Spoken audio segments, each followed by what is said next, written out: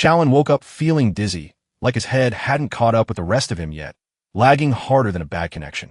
The nonstop noise around him only made it worse.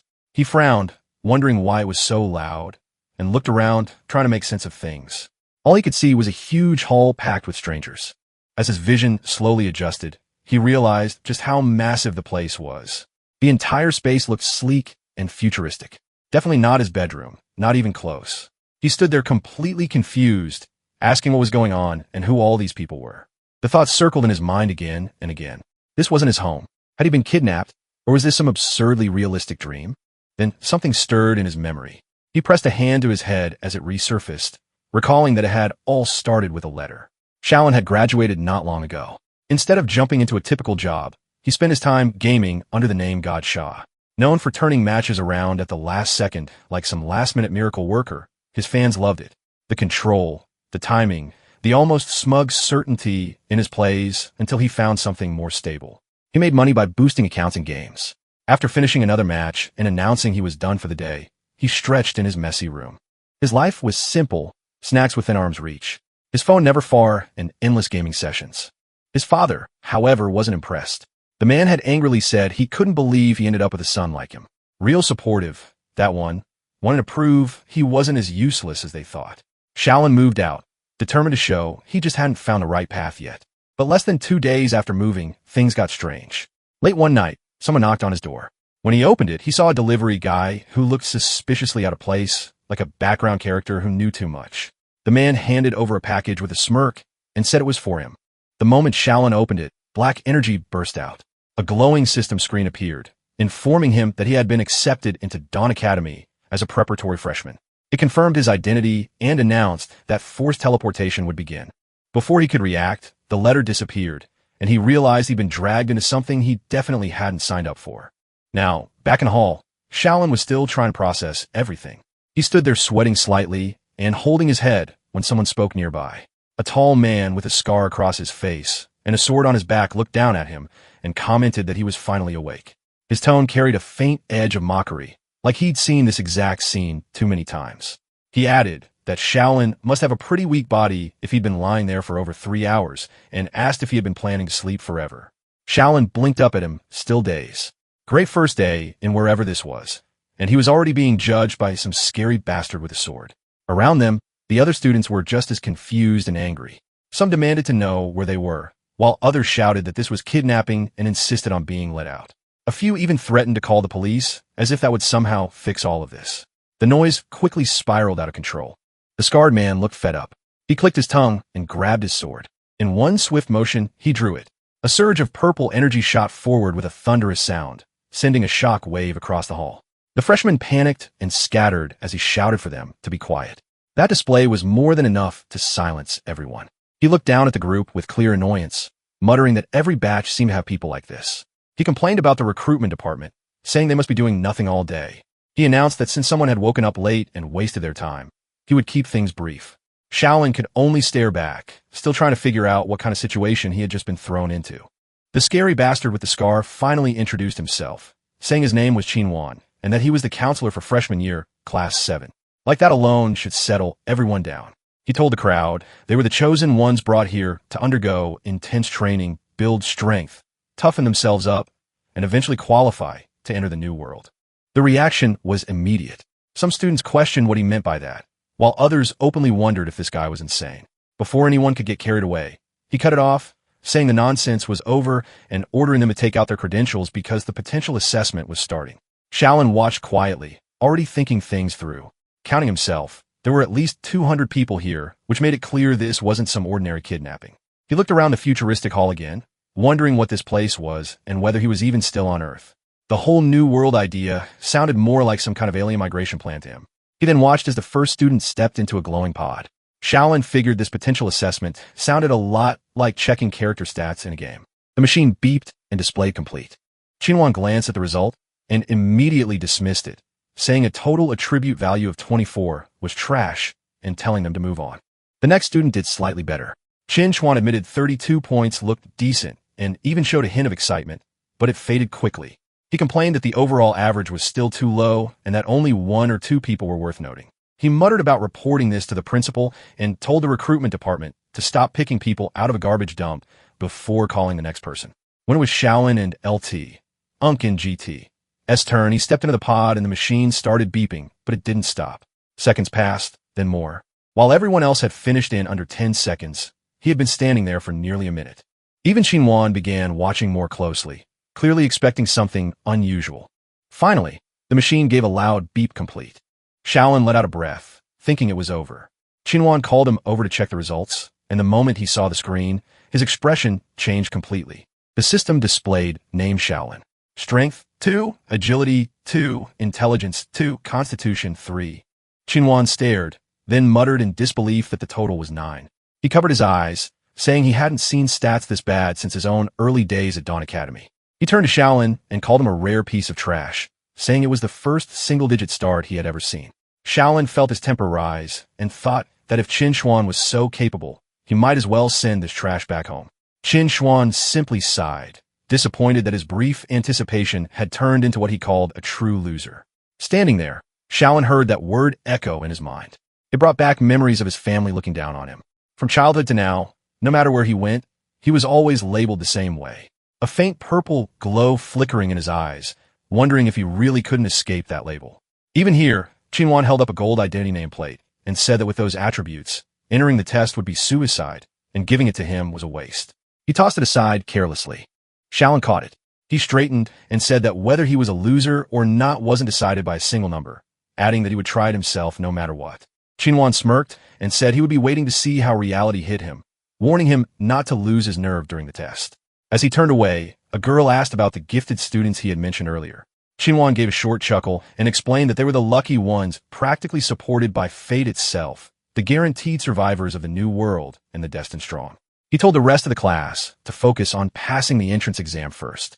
A black-haired girl spoke up again, reminding him that he had promised they could gain unimaginable wealth and power in the academy.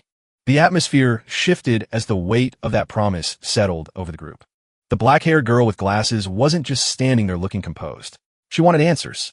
She adjusted her glasses and asked what price they had to pay for all those promises. Her tone calm and confident like a top student already thinking 3 steps ahead. Even Xinhuan had to pause and check his note. He asked for her name, then read it off. Guja, his tone noticeably more polite than before. He added that she had the highest initial attribute values in the group, though he couldn't resist pointing out that it was a pity she didn't have a special talent. This time he actually gave a proper answer. He explained that in this academy credits and redemption points were the main currency, and they could be exchanged for anything. Power, wealth, authority, whatever they wanted as long as they could afford it. Guja simply said she understood keeping it cool. Shaolin, meanwhile, was doing a double take. He hadn't expected this quiet girl to be the strongest one there. He also noticed how Xinhuan and LT, Unk and GT's attitude toward her had completely changed. Clearly, the scary bastard had favorites. Then, Xinhuan turned back to the rest of the group and dropped the polite act, telling them that if they wanted to check their status, they just needed to recite check attributes silently in their minds. Shaolin lifted his nameplate and followed the instructions.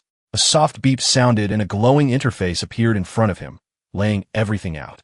Name Shaolin. Student ID 201235. Credits and redemption points 0. His attributes were still painfully low.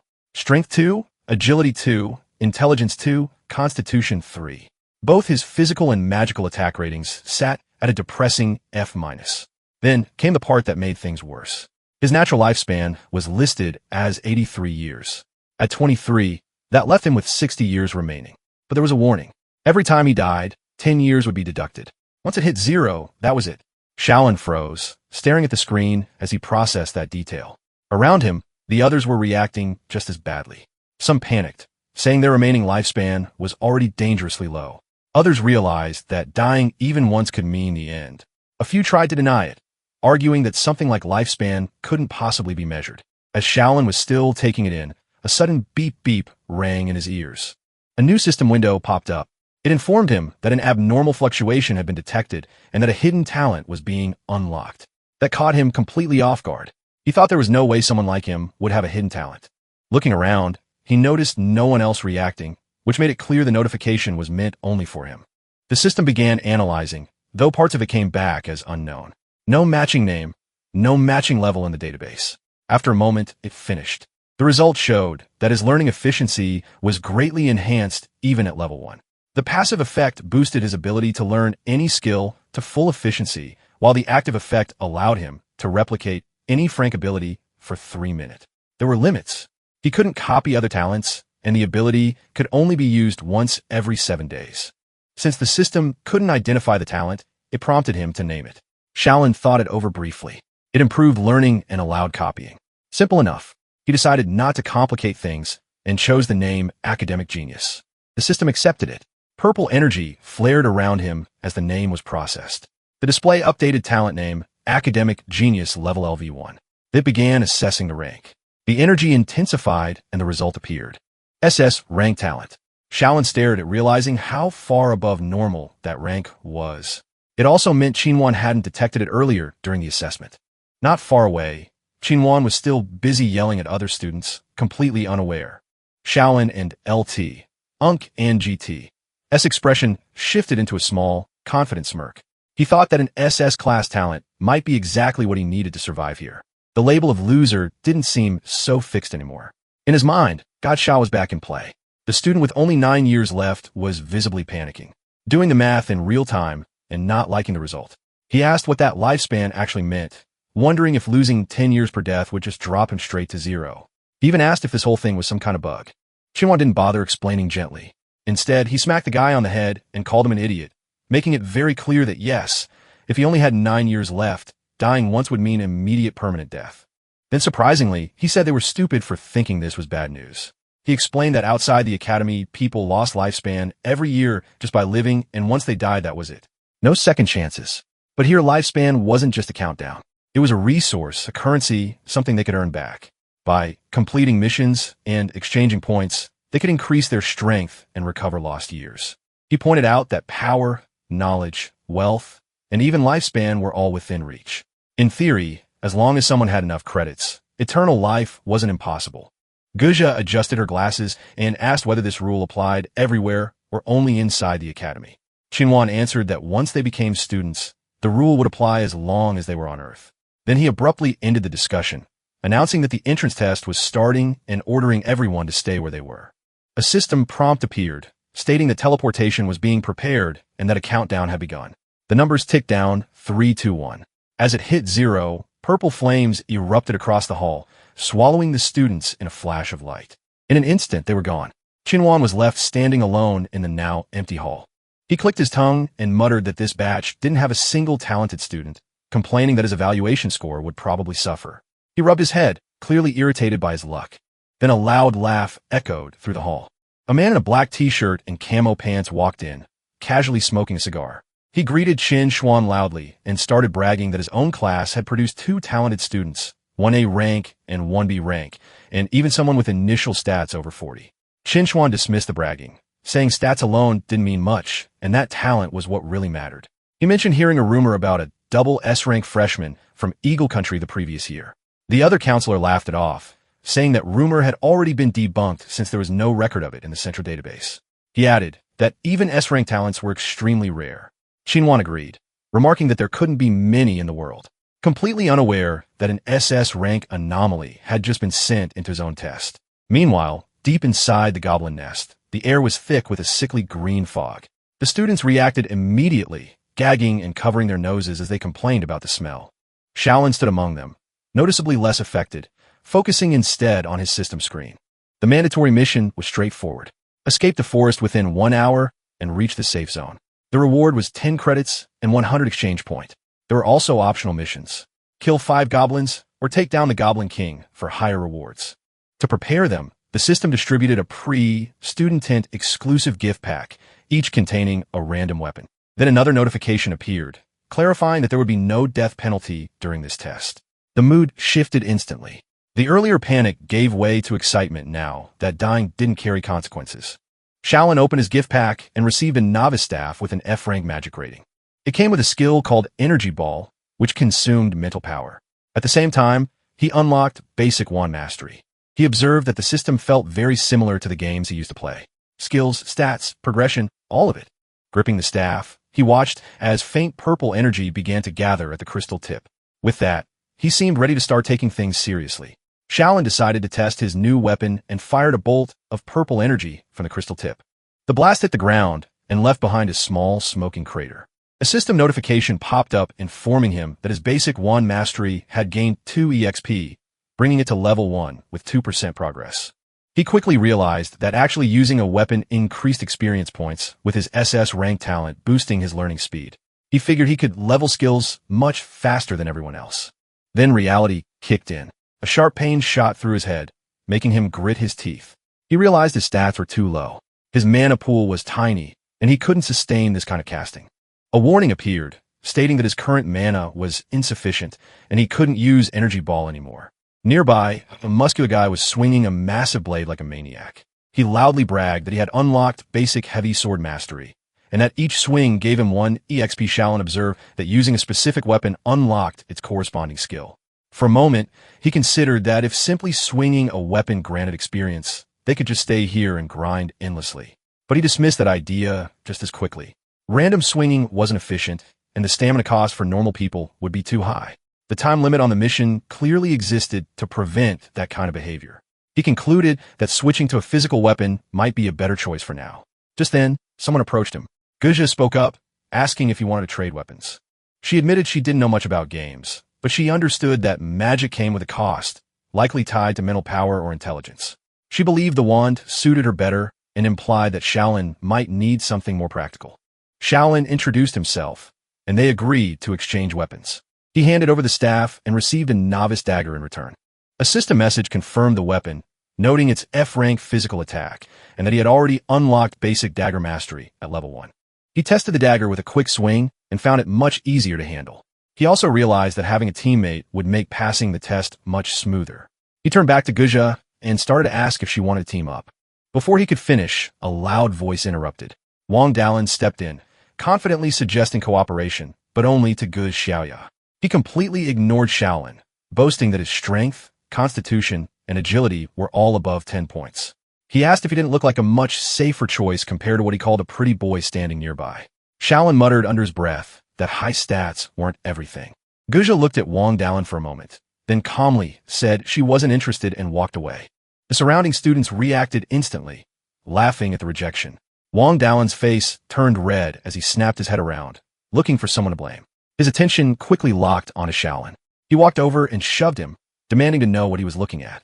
He complained that seeing someone with single-digit stats annoyed him and accused Shaolin of being useless. Shaolin stayed calm. He said that whether they passed the test depended on their own abilities and suggested that Wang Dalin should conserve his energy instead of starting fight. That only made things worse. Wang Dalin grabbed Shaolin by the collar and lifted him slightly, saying he would show him what real ability looked like. Shaolin didn't struggle. He let out a quiet laugh and told him he probably wouldn't get the chance. Right behind Wang Dalin, something moved. A green-clawed hand reached out from the shadows. By the time Wang Dalin reacted, it was already too late. A goblin had leapt into the air, aiming straight for his head. A green goblin with a long tongue lunged at him and slashed across his chest, drawing blood as he cursed out loud. Still, he didn't go down. Gritting his teeth, he swung his oversized blade and split the creature in two. Panting, he wiped the sweat from his face and muttered that he'd almost died just now. Then, like any sore loser, he redirected his anger. He pointed at Shaolin, accusing him of just standing there and watching. He demanded to know if the brat had been waiting to see him embarrass himself, adding that a mere goblin shouldn't have been able to touch him anyway. That ego didn't last long. A strange noise came from the trees. He paused, confused, and turned his head, only to see dozens of glowing yellow eyes staring back from the darkness. The forest wasn't just dangerous. It was packed. The next moment, everything broke. Screams erupted as a swarm of goblins charged in. The group was instantly overwhelmed. People shouted in panic, begging the creatures to stay away as they were dragged down and torn apart. The air filled with chaos, and the flicker of digital damage effects made it clear. This wasn't just fear. This was real harm. Shaolin froze for a brief second, the weight of it finally hitting him. This wasn't a game. The stench in the air, the sting of wounds, even the wind brushing past him. It all felt too real. Nearby, Giaoya stood her ground with her staff, composed as ever. But Shaolin realized how naive he'd been. There was no respawn here, no reset button. The people around him weren't players. They were targets. Someone suddenly shouted that the goblins weren't attacking inside a nearby cave. That was all it took. The crowd rushed toward it, desperate to escape, pushing and trampling each other just to get inside. Shaolin made it in with the rest, taking a moment to catch his breath. For now, the cave seemed safe. Then the system interrupted. A glowing blue window appeared, showing a countdown. Just under 30 minutes of protection remaining. So much for a safe zone. Shaolin knew waiting wasn't an option. He drew his dagger, his expression sharpening as he forced himself to think clearly.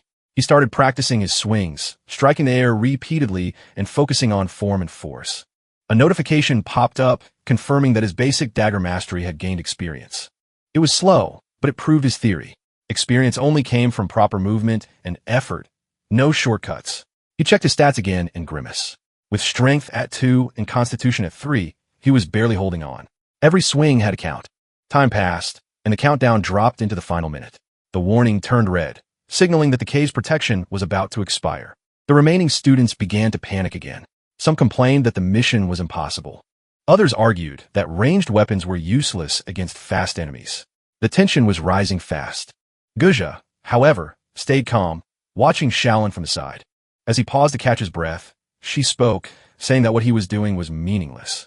Based on her calculations, reaching level 2 mastery would normally take about an hour, and they didn't have that kind of time. Shaolin looked at her, recognizing her sharp analysis.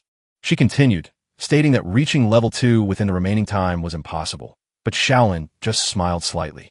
He agreed that under normal circumstances, it would take about an hour, but pointed out that his situation wasn't normal. He opened his status window, showing that his basic dagger mastery was already at level 1, with 98 out of 100 experience.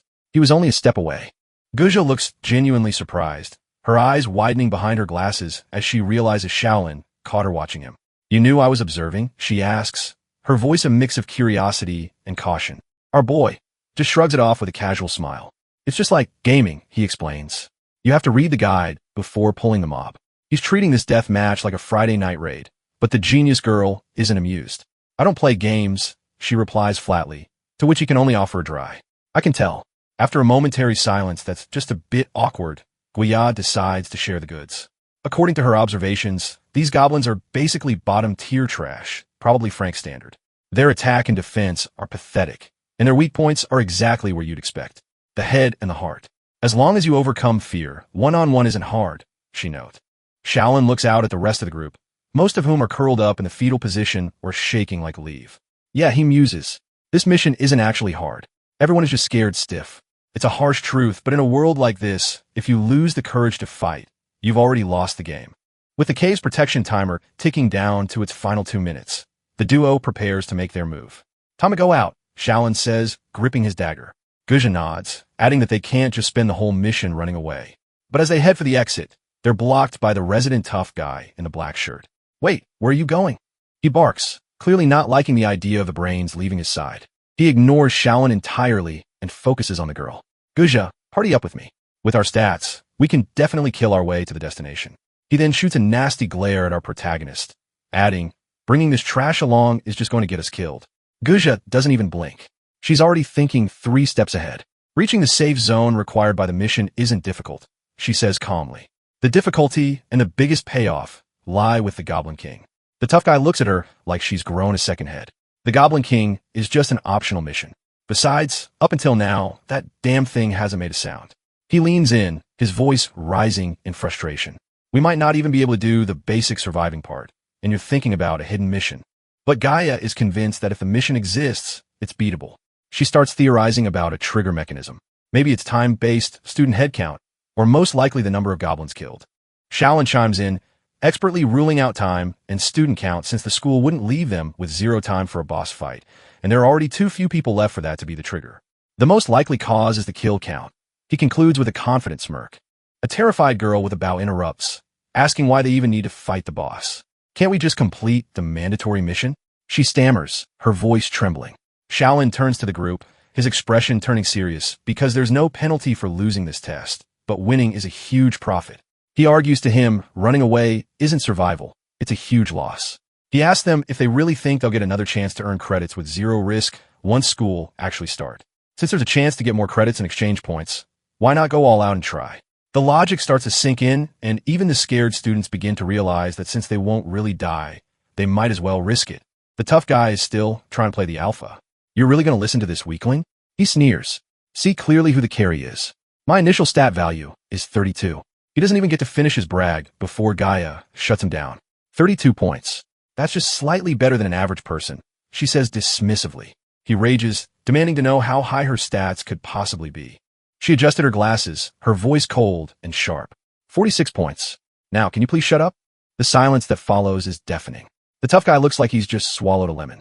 And even Shaolin is internally reeling. 46 points. That's fully more than 5 times mine. He thinks, his eyes wide with shock. This girl isn't just a genius. She's a powerhouse. Stepping into her role as the natural leader, she takes command. Those who want to pass the assessment and get extra rewards. Follow my command now. She starts barking out roles. The tough guy with the high stats is stuck on aggro duty at the front, while those with ranged weapons provide support from the rear. Then she looks at Shaolin. He's already got his role figured out. I'll be responsible for roaming and harassing, he says, a clever glint in his eye. And while I'm at it, last hitting the goblins fleeing with low health. He knows his stats are too low for a head-on fight, so he's going to play the scavenger. The group moves out, and the battle begins immediately. D for Daddy. The tough guy roars, swinging his massive blade and cleaving through goblins.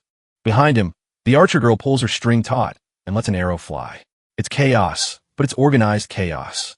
A goblin leaps at one of the girls, but Shaolin is a blur of motion. He intercepts the beast, his dagger, finding its mark with clinical precision. A system notification flashes. Slay Goblin X1. The girl thanks him with a shaky thank you, but he's already focused on the next target. Just like that, he reminds himself, don't get tangled in a frontal fight. Save stamina, and just look for the chance to land the last strike. It's a cold, efficient strategy, and it works. Notifications start flooding his vision. Slay Goblin X2. Slay Goblin X3. Slay Goblin X4. One of the students watches in disbelief as our pretty boy with single-digit stats seems to strike exactly when a monster is most vulnerable. Every time, the scary alpha guy isn't having it, muttering to himself that it's really lucky, just scavenging kills every time. But Guja sees through the luck. It's not good luck, she observes. He seems to always dodge the goblin's line of sight in advance, even predicting the goblin's movements. A new ping rings out. Basic Dagger Mastery EXP. And then the screen flashes with the big level up. Basic Dagger Mastery level up. Current level 2. Shaolin wipes a bit of grime from his face, thinking about how his gamer habits finally became a life-saving skill. Luckily, I managed to snag a set of immersive VR games back then and played like crazy for 2 months, he recalls. Otherwise, I really wouldn't be able to last hit so precisely. Suddenly, a sharp alert interrupts his thoughts. The system window announces, database detection complete. You are the first student among this year's freshmen to reach skill level 2. It turns out being a tryhard pays off as the school grants him a free skill. Skill unlocked. The description reveals it's a powerful strike that depends on his current strength, though it's a stamina hog with a 1-minute cooldown. Shaolin clenches his fist, a confident grin spreading across his face. Leveled up and got a new skill and just 1 goblin short. Optional mission 1 will be complete. He spots his final target and lunges forward. He drives his sword into the creature, and the system confirms the kill. Slay Goblin X5. Optional mission 1 completed. He catches his breath. Satisfied. Finally finished 1 mission. But just as he starts to relax, a strange static noise echoes through the clearing. Disappeared.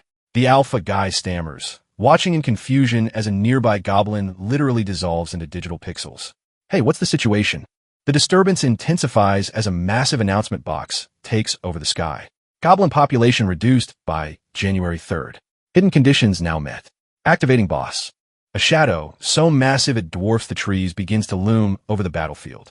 The Goblin King looked down at the tiny humans beneath him, sizing them up from above. Shaolin, steady as ever, didn't look away. He kept his eyes on the towering figure. The Goblin King takes a deep breath, its chest expanding before it unleashes a bone-shattering roar.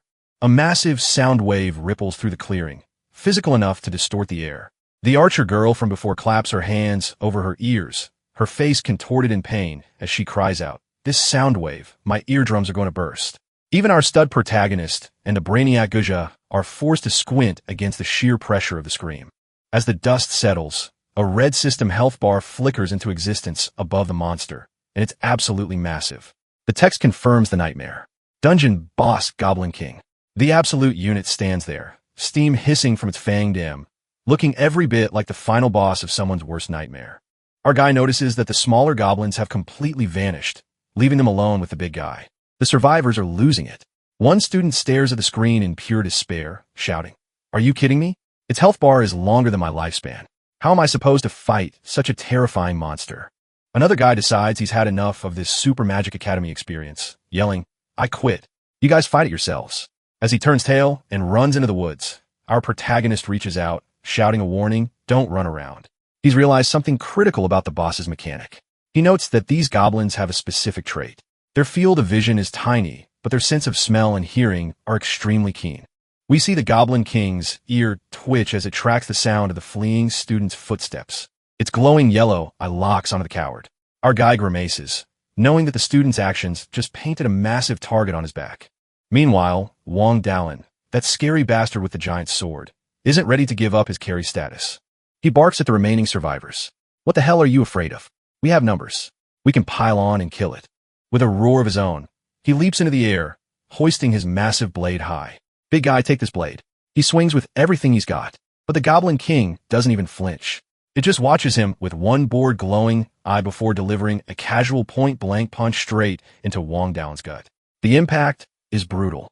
The top-tier stat holder is sent flying backward like a rag doll, smashing into a solid rock wall with a sickening thud. Blood sprays everywhere as he begins to dissolve into blue pixels. The morale of the group officially hits rock bottom. "Run away. Wang Dalan got one shot. Let's run." The panic is infectious. One student is screaming as he tries to flee, but the Goblin King is faster. A massive green foot comes down, crushing him into the dirt.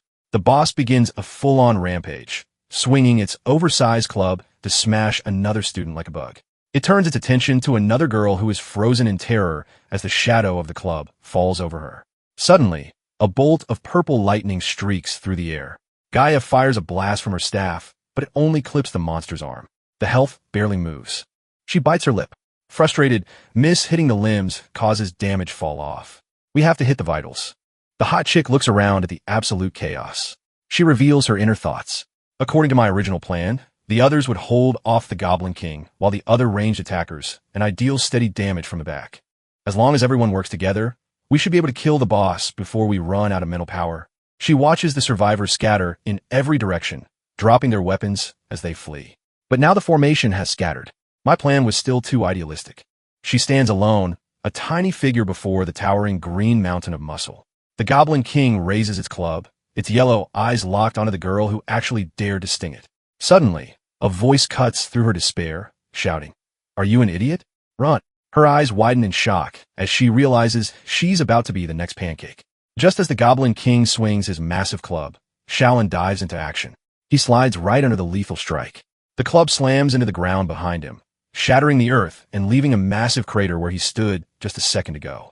He's not just running, he's calculating. After a smooth recovery, he realizes the trick to this green maniac's behavior. The Goblin King prioritizes whoever is closest. It's a simple aggro mechanic. And now that the small fry are gone, they only have to face the big boss. He calls out to the archer girl hiding behind a tree, telling her not to panic. He orders her to keep her distance and harass the beast from afar to create brief openings. She's clearly shaken, saying she will try before drawing her bow. Next, he turns to our talented mage, Gu Xiaoya, telling her that since her attack power is high, she needs to find a chance to chip away at the king's health. She nods with a serious response and gets to work. The team-up actually starts looking decent. Arrows fly and purple magic blasts streak through the air, raining down on the boss. Shaolin keeps the hype up, telling them to keep it up. But of course, the Goblin King isn't about to just take it. He lets out a deafening roar that shakes the very foundations of the dungeon. The boss slams his massive fists together, unleashing a glowing green shockwave that rips through the ground. Shaolin screams for everyone to watch out, but it's too late. The archer girl is caught in the blast and sent flying with a cry of pain. As the dust settles, only Shaolin and Guja are left standing to face the monster. Guja looks pretty stressed, asking Shaolin if just the two of them even have chance. At this point, our guy just gives her a cool look and asks if her blue bar, excuse him, her magic power is still enough to fire a few energy blasts. She tells him she's got 2 shots left at most. Shaolin grins, telling her that's enough since head shot deal high damage and she just needs to hit its head once. She's worried because the green giant moves too fast for her accuracy to keep up. But our MC has a plan for that. With a confident smirk, he tells her that if it moves too fast, he'll just make it stop. That's when things get serious. A glowing system screen announces the activation of his skill. Scholar. His eyes light up with a mystical violet glow as the system scans the monster, detecting its shockwave skill. It's an F-rank ability that deals impact damage and, more importantly, inflicts a 3-second stun. Shaolin slides forward, reflecting on how he used to be called trash because his talent was useless. But now it's finally his turn to shine on the battlefield. Another screen pops up to confirm the win. Skill copied. He's now packing the boss's own shockwave ability with a 30 SE second on cooldown and a 3-minute duration, and he's ready to show this monster how it's done. Shaolin rushed forward as the Goblin King got ready for its next move. Watching closely, he realized it was about to use its shockwave again. From what he understood, the monster had to slam both hands into the ground to trigger it, while his copied version only needed a weapon strike. Since he was much smaller, he figured his move would come out faster. A system message appeared showing that copy shockwave had been activated. Shaolin swung his sword down at the same time the Goblin King brought its massive hands crashing toward the ground. He had already figured that skills like this could be interrupted, and right away, the collision sent out a violent burst of energy that forced the Goblin King and LT, Unk and GT's arms back. Shaolin slid across the ground and noted that his guess had been right. The Goblin King let out an angry roar. Shaolin reminded himself that he couldn't keep using the skill back-to-back and had to wait for the cooldown.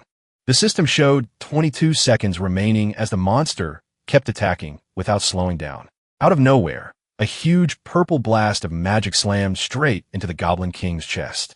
The monster let out a loud roar as its health bar dropped. Gusia appeared nearby, leaning on her staff, sweat running down her face. Struggling to catch her breath, she said she couldn't keep going much longer and only had one attack left. At the same time, she couldn't understand how Shaolin had managed to interrupt the Goblin King's skill with stats like his. The system showed the cool down 16 seconds. The Goblin King ripped a massive rock from the ground and threw it. Shaolin barely moved out of the way in time and noted that it was way too close. He realized the next hit wouldn't be something he could avoid. With a small grin, he decided he wouldn't even try to dodge. The Goblin King's fist came crashing down, and Shaolin raised his arm to block it head-on. Gaia shouted his name as the impact kicked up a huge cloud of dust mixed with blue pixel-like energy. When everything cleared, Shaolin was still standing. His arm glowed with that same blue light, and he told her he was fine. The system countdown dropped to 10 seconds. The Goblin King lifted its arms again, preparing another strike. As the timer hit 7 seconds, Shaolin moved straight onto the monster. Knowing his skill wouldn't work from too far away, at 3 seconds, he jumped up, eyes locked on his sword. He shouted for the monster to stop just as the system showed that the cooldown was complete. Right after that, another message confirmed copy. Shockwave had been activated. A massive purple blast burst out from his strike. He called out to Guja, telling her to take the chance. She didn't hesitate and released her final powerful purple beam from her staff. The attack shot forward and went straight through the Goblin King's head, wiping out the rest of its health. The Goblin King's body started breaking apart into blue pixels. A system message announced that it had been killed, followed immediately by another confirming that the optional mission was complete. Shaolin let his sword drop as he tried to steady his breathing. He said they had finally taken it down, but right after that his legs gave out. He fell forward onto the grass, muttering that this was supposed to be just a safe zone mission. Guja hurried over and looked down at him, clearly worried. As everything faded out, a single thought lingered in his mind, quietly saying that it looked like completion wouldn't be possible. The scene shifted to a sleek, high-tech boardroom. Several people sat around a long, glowing table, as one of them asked if everyone had checked their class's freshman test result. At the head of the table, the Minister of Admissions, a sharp-looking man with a cigarette in hand, said he would go over the summary. He explained that 1,360 students had enrolled this year across 12 classes. Then he broke down the results. 560 students ended up in F rank, 450 in D rank, 200 in C rank, 83 in B rank, and 52 reached A rank. After a short pause, he added that 15 students had achieved S rank. That got people talking. One woman looked stunned while a man said that reaching S rank meant clearing all 3 missions and making it out alive. He wondered if this batch of freshmen was really that strong and asked if many talented students had appeared. A muscular man said his class alone had 2 talented students, while a blonde woman added that her class also had 2, though they were only B rank. The minister confirmed that there were 13 talented students among the freshmen. He put out his cigarette and said this was the strongest batch in the last 10 years, thanking everyone for their effort. A man called Little Chin rested his head on his hand and said his class didn't produce a single talented student. The minister looked at him and said that even though his class didn't reach the safe zone, they still set 2 school records. Shin looked up, surprised. The minister explained that first one class had 2 non-talented students receive salutations at the same time.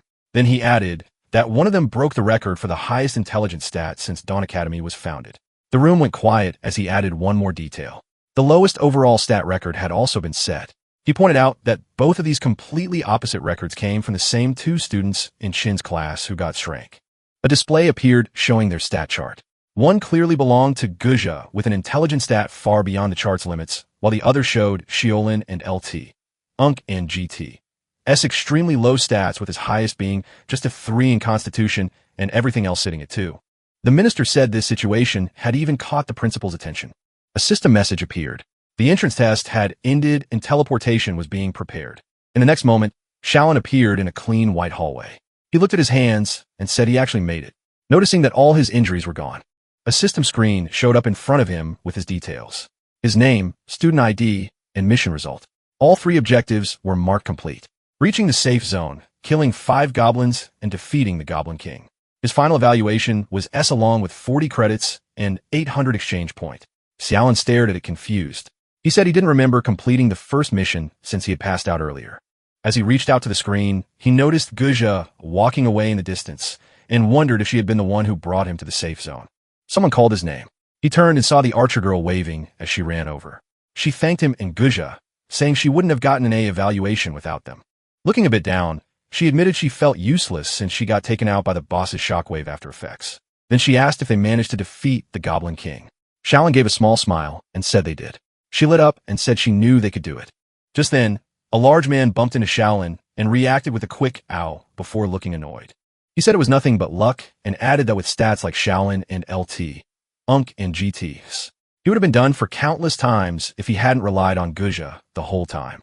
Not long after, Guja walked over, looking calm in her long coat. She stopped in front of Xiaolin, said his name, and told him she wanted to talk to him alone about the battle. Her gaze stayed fixed on him, serious and focused. Xiaolin and Guja stood together in a quiet hallway after everything finally settled down.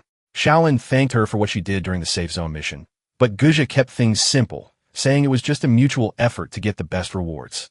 She adjusted her glasses and added that without Shaolin stepping in to interrupt the Goblin King's skill and create that opening, she wouldn't have been able to land the final hit. Shaolin listened, noting to himself how calmly and clearly she broke everything down. Then she brought up something else. She said that based on his current stats, it shouldn't have been possible for him to interrupt a boss's skill in the first place. Still, she told him that everyone had their own secrets, and she wasn't planning to dig into his. She added that if anyone asked, she would keep it to herself. Shaolin thanked her, rubbing the back of his head a bit. Guja then mentioned that the smart brain system in their nameplates had a communication feature and suggested they add each other as friends. Shaolin agreed, and she told him to silently say smart brain to bring up the interface. As he did, a screen appeared in front of him showing his basic info. Guja asked for his student ID, and he told her. Almost immediately, a notification popped up saying he had received a friend request from her. Shaolin accepted it, and the system confirmed they were now connected. Right then, Qin Chuan's voice echoed through the area, calling for all students who received an F rank to gather at the entrance right away. He then instructed everyone else to open their smart brain maps and head to the central playground. As people started moving, Qinhuan called Guja over, saying he wanted to speak with her. She agreed and followed him, leaving Xiolin by himself. Xiolin opened his map and saw that the route to the playground went through the courtyard. As he watched Guja walk away, he wondered if Qinhuan was interested in her because of her S rank, or if he had noticed something more. Later, at the central playground, the place was already packed with students under a clear blue sky. Shaolin looked around at the growing crowd and wondered how something like this would look in the real world with so many people gone at once. Guja walked over and asked if he was okay. As she passed by him, Shaolin noted to himself that he hadn't said anything he shouldn't have. Voices suddenly called out, telling everyone to make way. A blue-haired young man in a student council uniform walked through the crowd. Not long after, an official told the students to line up according to their classes. The young man stepped up to a podium where a blue crystal floated in the air. He introduced himself as the student council president and explained that the principal was delayed but would arrive later. For now, he said he would welcome the freshmen on behalf of the academy. Before he could continue, a deep, terrifying roar shook the entire area. Shaolin and the others looked up as a massive dragon with glowing purple eyes appeared overhead. its huge body casting a shadow across the playground. Shaolin felt the pressure immediately, sweat forming as he stared up at it, trying to process the sight of a real dragon descending right in front of them. The massive purple dragon let out a roar that shook the entire area as it hovered over the student. There was no doubt about it. It was a real dragon. Shaolin stood there unable to move, sweat running down his face as he realized his body had completely locked up from pure instinct. Not far from him, Guja was shaking as well, noting to herself that she couldn't move at all.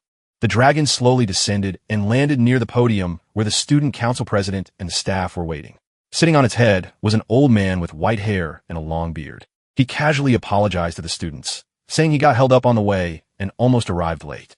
The student council president gave a stiff smile and commented that the entrance ceremony had turned out a bit too grand. The principal immediately pushed back, saying it wasn't about showing off. He explained that he had just rushed back from somewhere else and had no choice but to ride the dragon because he was short on time. The dragon shifted slightly, looking bothered as the principal kept talking. He went on complaining that the creature started acting up as soon as it arrived and even scared the students. He warned that if it caused trouble again, he'd turn it into a sofa. Shaolin watched all of this, thinking that this man was the principal, the one person who had the authority to see his scholar talent. The principal then said he had already looked over the entrance test results, and that this year's batch was quite impressive. His gaze swept across the crowd, sharp and focused, making Shaolin tense up. A purple magic circle appeared on the ground as an amplification spell activated. The principal began speaking more formally, saying that normally he would start by introducing himself, but he figured the students were more interested in other things. He mentioned that many of them were brought here under confusing or unpleasant circumstances and were probably not happy about it. He pointed off to the side and said that if anyone had complaints, they should take it up with the admissions department, adding that they had a habit of delivering letters at terrible hours. He even said he'd make a new rule so admissions would only happen during the day. The crowd reacted with mixed expressions. Then his tone shifted completely. He said that was enough joking around and that he would answer the two biggest questions on everyone's mind, who they were and what they were here to do. Standing there as purple energy swirled around him, he called out for all the students who came from the old world to listen carefully. With a firm voice, he declared that they were colonists. He went on to explain that this place was called Planet Norma, also known as the New World. He said the purpose of Dawn Academy was to train the best pioneer colonist. In the end, he made it clear Norma was the world they were heading to, the place they would fight in, and the territory they would one day take over. The principal's voice carried across the entire stadium, loud and full of energy. He told the students that their normal lives had ended the moment they opened their admission letters. According to him, what lay ahead was something far bigger. Some of them might grow into battlefield commanders, leading armies and taking new lands, while others could become powerful magisters, uncovering truths and controlling the laws of nature. He even mentioned that a few might rise high enough to shape the rules of an entirely new world with a dramatic motion toward the dragon behind him. He went on to promise strength, knowledge, power, and even the possibility of living forever. He said that everything the new world had to offer would be within their reach. Then he introduced a new rule. He explained that freshmen had always been banned from entering the new world early, but this time things would change. He announced that the top 3 students in the university term comprehensive exam would earn the right to go there ahead of everyone else. That immediately got a reaction. The student council president stepped forward, clearly uneasy, and said this decision involved the freshman's safety. The principal didn't let him continue. He cut him off with a sharp look. The president instantly backed down, sweating as he quickly corrected himself and said he had spoken out of turn. The principal, now satisfied, ended the assembly right there. Shaolin watched the whole thing closely. He noticed how intense the president's reaction had been and quietly wondered if the new rule came with hidden risk. Still, he didn't dwell on it for long. He decided his main focus should be using everything the academy offered to build his strength. Just as he was about to leave, Instructor Chin Squan called out and told him to stay. Shaolin turned back and Chin explained that based on academy rules, the top scorer from the entrance test automatically became the class monitor. Since Kusiya had stepped down, the role now fell to him. Chun added that being a monitor came with extra credits, better resource access, and special perks, things that could really help someone ranked at the bottom. He also mentioned that the position would be reassigned after 3 months once the comprehensive exam was over. Right then, a holographic message appeared in front of Shaolin, stating that he had been appointed as the acting class monitor of freshman year class 7 by Instructor Chin Chuan. Jean told him to go through the extra manual sent by the smart brain before leaving. On his way to the dormitory, Shaolin kept thinking about what privileges really meant. At the reception desk, a sophomore explained the dorm rules, saying the doors closed at 7 p.m. and opened again at 6 a.m. She warned him that staying out overnight would cost him credit. Shaolin nodded, taking it in. But the moment she checked his ID, her whole attitude changed. She looked surprised and excited when she realized he was a class monitor. When Shaolin tried to downplay it and said he was only an acting monitor, she brushed that off and said no ordinary student would hold that role. She introduced herself as Jang Tinting and eagerly offered to help him pick up supplies and choose a room. As she handed him a green freshman uniform, she casually mentioned that sophomores wore blue while also chatting more comfortably than before. She guided him to his room, which turned out to be a private one, something only class monitors were given. Regular freshmen had a share. Shaolin took in the space, clearly impressed. Jang Tinting reminded him not to lose his identity nameplate, explaining that it was needed for entering rooms, buying things, and signing into classes. Before leaving, she added him as a friend and told him he could ask her anything about school life. She waved as she headed off, reminding him to choose his courses carefully. Now, alone, Shaolin started to see how much strength influenced status in this place. He didn't waste time and decided to handle course selection right away. He gave the command to open the course selection table, and a huge list appeared in front of him. There were basic stat courses like swordsmanship, sabermanship, boxing, archery, and meditation. Then there were secondary stat courses like taijutsu, perception, balance, focus, resilience, movement, parry, and dodge. On top of that, there were compulsory subjects covering the history, language, and geography of the normal world. The number of choices felt like a lot, but Shaolin reminded himself to stay focused.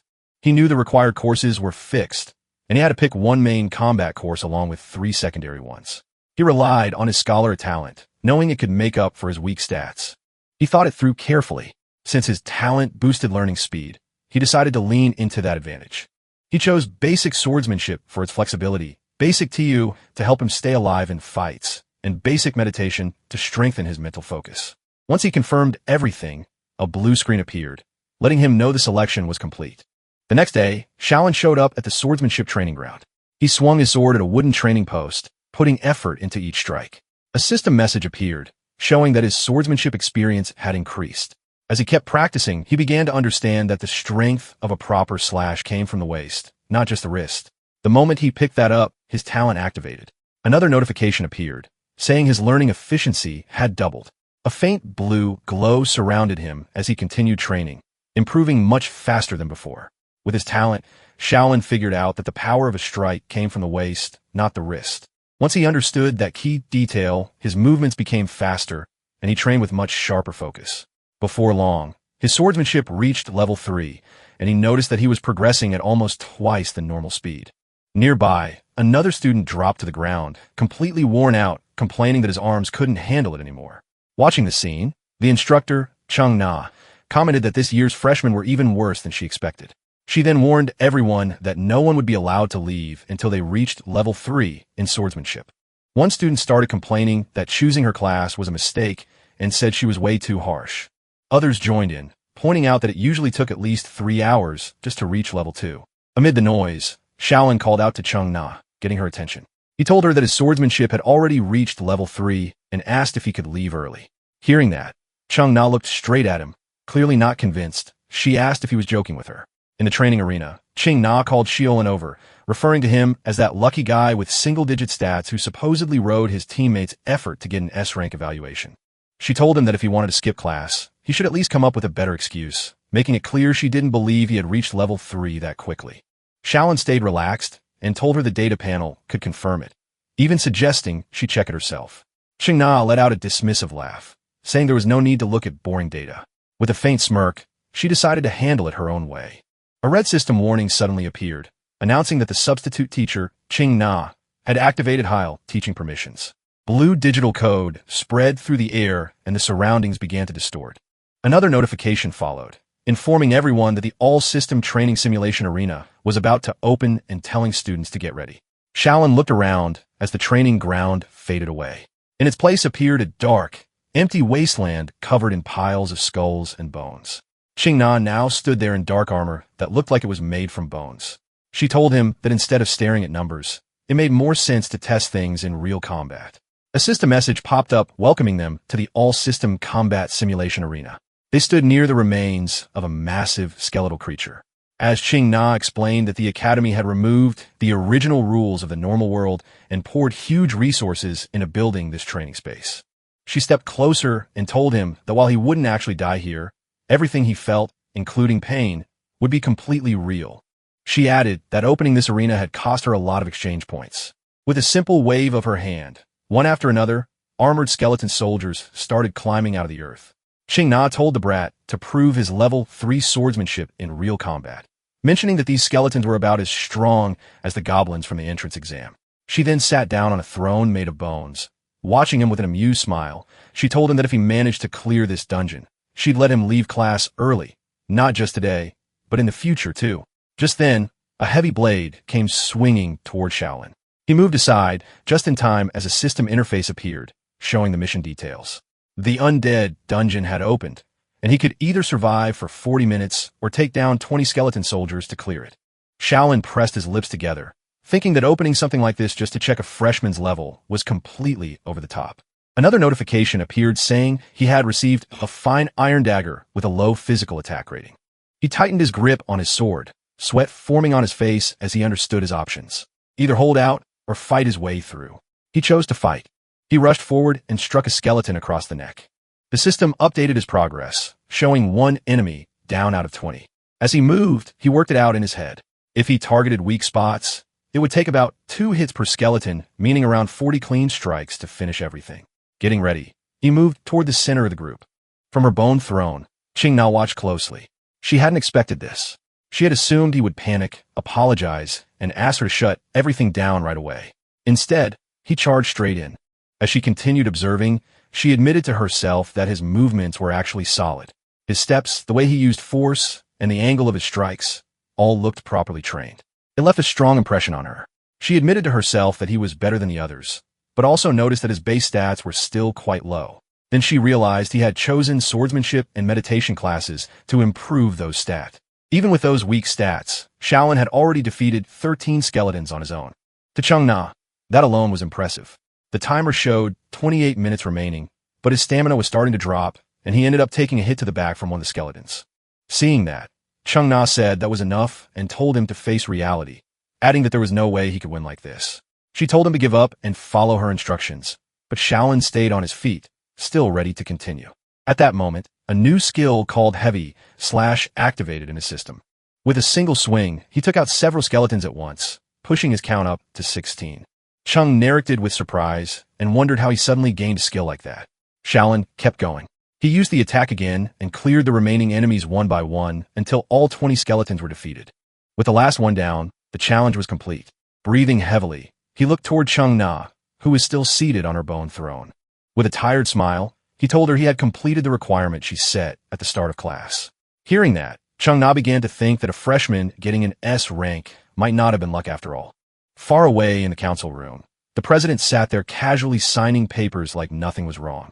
An assistant nervously pointed out that the new kid's schedule was completely absurd and showed him the screen. The president took one look and couldn't believe it. Shaolin had literally picked every single class available. Later, over in the infirmary, Instructor Nana was going back and forth with the president. She sounded annoyed, asking if that preppy guy really thought her class went too far. The president kept it calm, saying the complaint was only because the students were still clueless freshmen. Instructor Nana turned away and basically said being harsh now was the only way to keep them alive later. The president didn't argue. He clearly got her point, even if it was cold. Instructor Nana sighed, flipping her hair like she was already done with this boring back and forth. Then a groan came from the bed. Both of them looked over as Shaolin slowly woke up from that brutal virtual beatdown. He blinked a few times trying to figure out where he even was. After looking around and catching that strong medicine smell, he figured out he was in the school infirmary. The president greeted him in a friendly tone, explaining that mental exhaustion from the simulation could hit hard, even outside the game. Shaolin stretched a bit and noticed his body only felt slightly off, which honestly surprised him. The treatment here was no joke. The president smiled, pointing out that Shielin's recovery speed was kind of insane. The president told Instructor Nana to leave the room immediately. She stomped her foot and complained that he was seriously abusing his authority, sounding clearly annoyed. Then she turned away, slammed the door behind her, and marched down the hallway. Out of nowhere, she popped her head through the door again and shouted at Shaolin, pointing straight at him. She said she keeps her promises, so he was free to leave her class early from now on. Then she added a warning. Trying to train both styles at the same time. Bad idea. Total disaster waiting to happen. Door slammed again, this time for real. Now alone with the president, Shaolin quietly thought maybe instructor Nana wasn't as bad as everyone made her sound. The president cleared his throat and got straight to the point. He asked if Shaolin seriously hadn't read the manual because stacking that many classes was, in his words, just plain dumb. He pulled up a screen showing two clear paths, physical and magical evolution. He explained that mixing both would mess up focus and slow everything down. Shaolin admitted he already knew that. Sure, being decent at everything early on could help in fights, but long-term it would take way more time and effort. The president warned him again, but Shaolin didn't back down. He confirmed he understood the risks before making his choice. In his mind, he could already picture his skilled tree branching out in all kinds of complicated directions. Gripping the sheet under him, he made it clear he had the guts to go through with it. The president sighed, realizing this kid wasn't changing his mind anytime soon. Then suddenly, a notification popped up. It was from the director. The president frowned while reading it, clearly confused. Standing up, he told Shaolin that the old man himself had approved that crazy schedule. Still, he added that it would be adjusted so Shaolin wouldn't completely burn out by day 2. Left alone in the infirmary, Shaolin had a feeling that old man was watching him way more closely than he let on. Up at the top of the academy, sunlight poured into the director's office. The old man stood there with his back to everything, just staring out at the view, thinking about the chaos the new students were already causing. Then a ghost-like girl floated into the room, smiling brightly. She asked why he looked so serious. The director pointed at her and accused the system of watching way too much anime lately, saying almost no one even knew an AI like her existed. The AI complained like a bored kid, saying she'd been stuck doing nothing for 100 years. Then she playfully asked if he wasn't excited about that freshman with top scores. The director frowned and pulled up Shaolin's file, calling his stats straight up pathetic. He said the academy usually only accepted students with at least double those numbers. No way someone like that got in by luck. Floating nearby, the AI said she had checked old records and found something weird. She explained that there was no data on Shaolin in the central system at all. Then she showed him the numbers. 1,360 people were brought in, but only 1,359 admission records existed. She mentioned,